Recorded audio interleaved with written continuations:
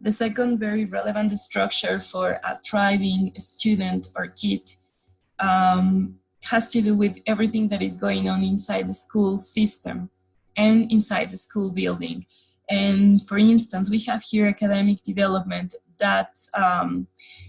there are some kids or vulnerable population that are presenting low scores in their academic development. When this is low, there are more resources distributed to reinforce the MCAS. This gives less opportunities to innovate for teachers because they have to spend resources and time reinforcing and trying to achieve those achievement gaps that some vulnerable kids, because of their life conditions, are presenting in the academic system. The opportunities to innovate that teachers have increased the holistic education curriculum. These opportunities to innovate, we were speaking about how the flexibility of time teachers have in order to give a more human or strength, socio-emotional development or critical thinking, sense of agency in kids is reduced by having to perform under certain standards and scores. We have found that also the quality of leadership that boosts for teachers' agency and empowerment is very important to increase these opportunities to innovate and create a different curriculum, a holistic curriculum. We know that this holistic curriculum increases the teacher's preparedness to deliver such a curriculum, which increases also their academic development of kids. Here we have that this teacher's preparedness to deliver a holistic curriculum can end up having project-based education that increase the civic engagement of kids. In order to have this project-based education, we need to have partnerships with local organizations, whether they are business communities or civic society organization, it doesn't matter. It's very important to have like a community-wide system that supports this project-based education.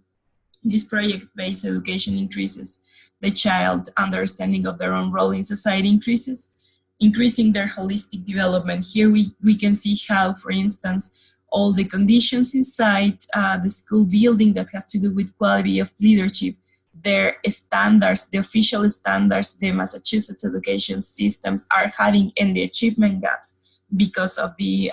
socioeconomic structures of families are reducing the opportunities to innovate.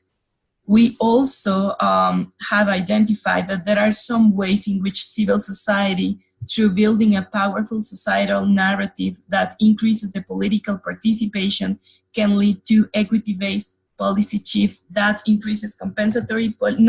decreases compensatory policies and increases more relevant and adequate policies to support families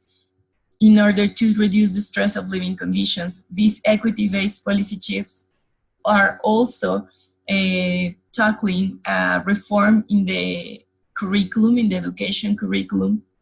a reform in the way the resources of the state are distributed among the schools, and investment in teachers in order to have more prepared teachers to deliver this holistic curriculum. So what this summary diagram is telling us is that there are some basic structures that we need to strengthen in order to make this lifelong learning loop to function in a harmonic way. Those have to do with the family structures and conditions for living that affect the continuity process of students and reduce their achievement gaps, with what's happening inside the school with the quality of leadership and the amount of time teachers have to actually innovate in the school curriculum, with the new learning systems that can be put in place in order to increase the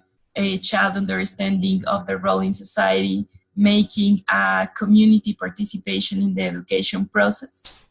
and also the political participation that has to improve these policy shifts towards equity in society that can improve the shifts in the holistic education curriculum, the way resources are allocated, and the investment in teachers and all the policies, not compensatory, but adequate policies to increase home stability in families.